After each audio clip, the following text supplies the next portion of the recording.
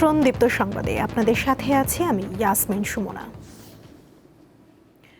রাজধানীর পল্লবীতে শিশু রামিসা ধর্ষণ ও হত্যার ঘটনায় দায়ের হওয়া মামলার আসামি পক্ষে কোনো আইনজীবী মামলা পরিচালনা করবে না বলে সিদ্ধান্ত নিয়েছে ঢাকা আইনজীবী সমিতি। শুক্রবার নিজের ফেসবুক পোস্টে এ তথ্য জানান অ্যাডভোকেট নজরুল ইসলাম। এদিকে শিশু রামিসা ধর্ষণ ও হত্যাকাণ্ডের বিচারের দাবিতে মানববন্ধন করেছেন গুলশান সোসাইটির সদস্যরা। সকালে রাজধানীর গুলশান ২ নম্বর গোল চত্বরে এই মানববন্ধন অনুষ্ঠিত হয়। বক্তারা বলেন, এমন হত্যাকাণ্ডের বিচার বিলম্বিত হলে ভবিষ্যতে এ ধরনের ঘটনা আরও ঘটবে। এর জন্য যত দ্রুত সম্ভব এই ঘটনায় অভিযুক্তদের সর্বোচ্চ শাস্তি নিশ্চিতের দাবি জানান তারা।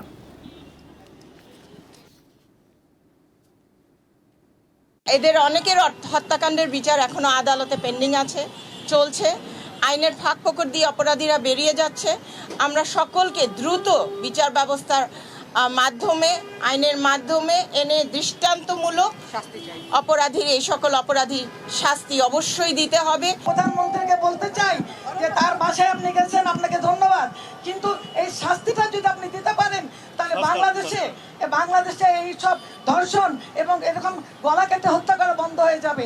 আমাদের এখানে আজকে আসা শুধু রামিসাকে বিচার নিষ্পত্তি করে না, রামিসার বাবা যেটা বলছিল যে আমি বিচার চাই না, এই যে বিচারহীনতার যে আমাদের মানসিকতা এসছে, সেখান থেকে আমাদের বের হয়ে আসতে হবে যে আমরা বিচার করতে পারি। নওগাঁর ধামইর হাটে শিশু শিক্ষার্থীকে বলাৎকারের অভিযোগে মমিনুল হক নামের মাদ্রাসার এক শিক্ষককে গ্রেফতার করেছে পুলিশ। বৃহস্পতিবার বিকেলে উপজেলার বাদাল চানপুর এলাকার বাদাল দারুল উলুম আশরাফিয়া থানভিয়া কওমি হাফেজিয়া মাদ্রাসা, এতিমখানা ও লিল্লা বোর্ডিং থেকে তাকে গ্রেফতার করা হয়। পুলিশ ও স্থানীয়রা জানান, গত সোমবার রাতে শিক্ষক মমিনুল হক এশার নামাজ আদায়ের জন্য মাদ্রাসার অন্যান্য শিক্ষার্থীদের পাশের মসজিদে পাঠিয়ে 10 বছর বয়সী ওই ভুক্তভোগীকে ভয় ভীতি দেখিয়ে বলাৎকার করেন। পরে এ ঘটনায় মাদ্রাসার সভাপতি বাদী হয়ে ধামইরহাট থানায় একটি মামলা দায়ের করেন।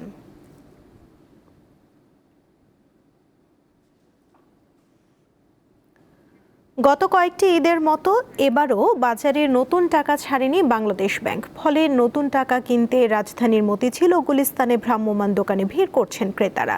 প্রতি বান্ডিলে ৩ থেকে 400 টাকারও বেশি দিয়ে এসব নতুন টাকা কিনছেন গ্রাহকরা। তবে প্রশ্ন রয়েছে, সাধারণ গ্রাহক ব্যাংক থেকে নতুন টাকা না পেলেও এসব দোকানি কিভাবে টাকা সংগ্রহ করছেন?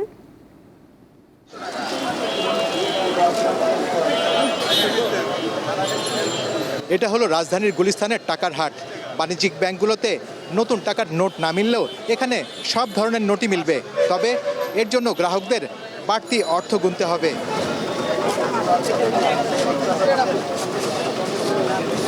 ঈদের আনন্দ ভাগাভাগি করার জন্য ছোটদের মাঝে যদি একটা নতুন নোট দেওয়া হয়, ওরা 1000 টাকার চেয়েও বেশি খুশি হয়। এই জন্য আমরা এখানে নতুন নোট নেওয়ার জন্য আসছি। ব্যাংকে পাই না, তো এখানে ডাবল টাকা দিয়ে নিচ্ছি আমরা। বাচ্চারা নতুন নোটগুলো পেলে খুব খুশি হয়। 500 টাকা দিতে 650 টাকা, আর 10 টাকা দিতে 1200 টাকা, আর 20 টাকা দিতে 2400 টাকা, আর 50 টাকা দিতে 200 টাকা বেশি, 100 টাকা 500 টাকা বেশি। যারা ব্যাংকের থেকে উঠায় ওরা আমাদের কাছে বেঁচে যায়, বিক্রি করে যায়, আমরা ওদের কাছে কিনে রাখি।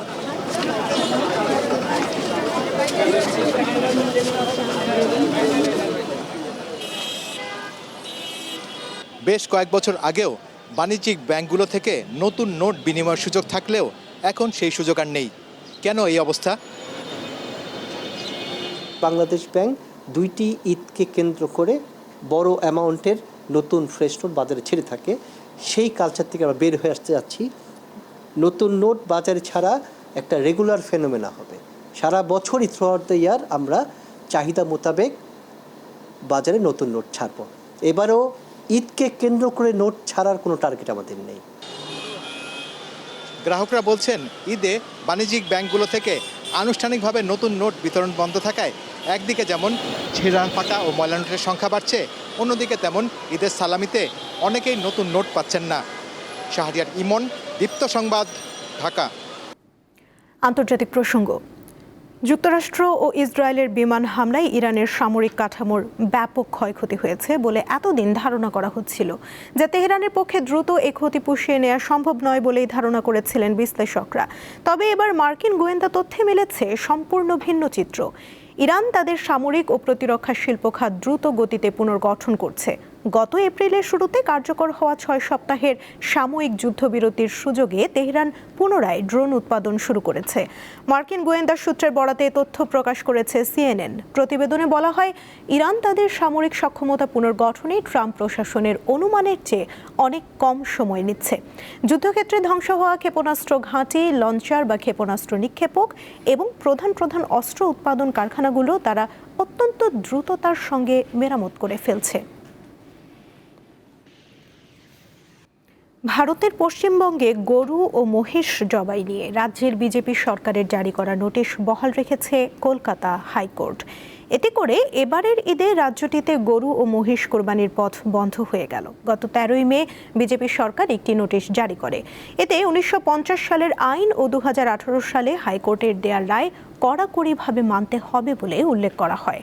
অর্থাৎ অনুমতি ছাড়া মহিষ ও 14 বছরের কম বয়সী গরু জবাই করা যাবে না। রাজ্য সরকারের জারি করা এই নোটিশের বিরুদ্ধে কলকাতা হাইকোর্টে আপিল হয়।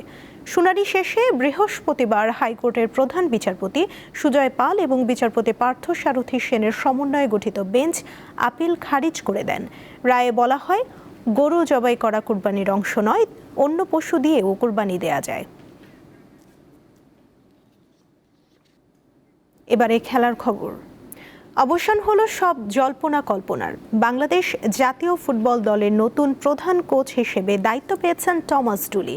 সকালে বাফুফে সংবাদ বিজ্ঞপ্তিতে এ খবর জানায়। বাংলাদেশ দলের ডাগআউট সামলানোর দায়িত্ব নিয়ে 65 বছর বয়সী এই জার্মান বংশোদ্ভূত কোচ সকালে ঢাকায় পা রাখেন।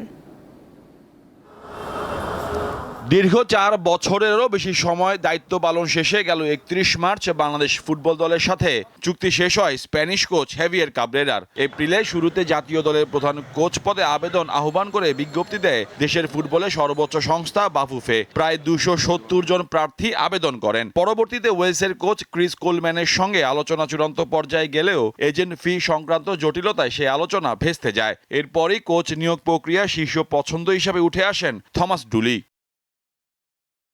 বাংলাদেশ দলের ডাগআউট সামলানোর দায়িত্ব নিয়ে 65 বছর বয়সী এই জার্মান বংশোদ্ভূত কোচ সকালেই ঢাকায় পা রাখেন। সবকিছু ঠিকঠাক থাকলে আগামী রোববার বাংলাদেশ দলের ক্যাম্পে দেখা যাবে ডুলিকে। জন্মসূত্রে জার্মান হলেও সাবেক ডিফেন্সিভ মিডফিল্ডার থমাস ডুলির খেলোয়াড়ি জীবন কেটেছে যুক্তরাষ্ট্রের জার্সিতে। দেশের হয়ে 7 বছরে আন্তর্জাতিক ক্যারিয়ারে 81 ম্যাচ খেলে গোল করেছেন 7টি। 1994 সালে যুক্তরাষ্ট্রের মাটিতে অনুষ্ঠিত বিশ্বকাপে স্বাগতিক দলের হয়ে 4টি ম্যাচই খেলেন ডুলি। 4 বছর পর 1998 বিশ্বকাপেও যুক্তরাষ্ট্রের অধিনায়ক হিসাবে সব ম্যাচ খেলেন তিনি। 2011 থেকে 2014 সাল পর্যন্ত যুক্তরাষ্ট্র জাতীয় দলের প্রধান কোচ ইউর্গেন ক্লিন্সম্যানের সহকারী হিসাবে কাজ করেন ডুলি। একটি দল গড়ে তোলার ক্ষেত্রে বিশেষ দক্ষ তিনি। এশিয়ার ফুটবলে বাস্তবতা, চ্যালেঞ্জ ও সমর্থকদের আবেগ সম্পর্কে তার স্পষ্ট ধারণা রয়েছে। তার অধীনে ফিলিপিন্স জাতীয় ফুটবল দল ইতিহাস গড়ে অপরাজিত থেকে এশিয়ান কাপের মূল পর্বে জায়গা নিশ্চিত করে এবং অর্জন করে নিজেদের ইতিহাসে সর্বোচ্চ বিশ্ব র্যাঙ্কিং। 1 বছর গায়ানা জাতীয় দলের দায়িত্বে থাকাকালীন 4টি ম্যাচের সবকটিতে জয় পায় দেশটি। বাংলাদেশের তরুণ ফুটবলারদের সম্ভাবনাকে কাজে লাগিয়ে জাতীয় দলকে আরও প্রতিযোগিতামূলক ও সফল এক দলে পরিণত করার লক্ষ্য নিয়ে এবার যাত্রা শুরু করতে যাচ্ছেন থমাস ডুলি। তার অধীনে বাংলাদেশ দলের প্রথম মিশন শুরু হতে যাচ্ছে আগামী 5 জুন। সান মারিনোর বিপক্ষে প্রীতি ম্যাচ খেলতে দেশটিতে উড়াল দেবে বাংলাদেশ দল। মোহাম্মদ হাসিব, দীপ্ত স্পোর্টস, ঢাকা। এই ছিল এখনকার মতো। পরবর্তী সংবাদ বিকেল 5টায় দেখার আমন্ত্রণ রইল। এছাড়া আরও তথ্য পেতে যুক্ত থাকুন দীপ্ত ডিজিটাল প্ল্যাটফর্মের সাথে। ধন্যবাদ সবাইকে।